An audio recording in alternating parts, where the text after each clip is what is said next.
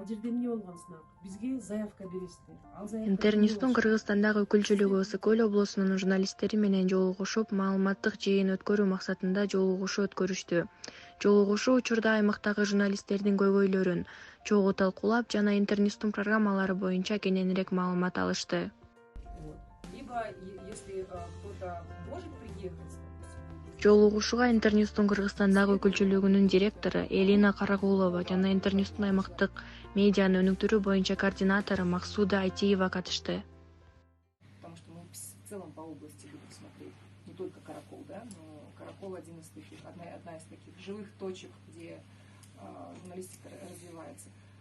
Если, допустим, вы говорите о том, что мы бы хотели там по мобилографии, либо по ведению соцсетей, да, что-то новенькое послушать, то мы могли бы посоветовать там специалистов, которые в том числе могут даже какие-то Zoom-мастер-классы устраивать. То есть не обязательно человеку прям приезжать, и если это, допустим, человек вообще не в стране находится, а где-нибудь там, не знаю, там, в Южной Корее какой-нибудь, да, чтобы он с вами связался, и вы могли провести такую Zoom-встречу, но вы собираетесь, то есть этот человек должен вас собрать, организовать, всех проинформировать, что у нас будет такой-то Zoom-мастер-класс.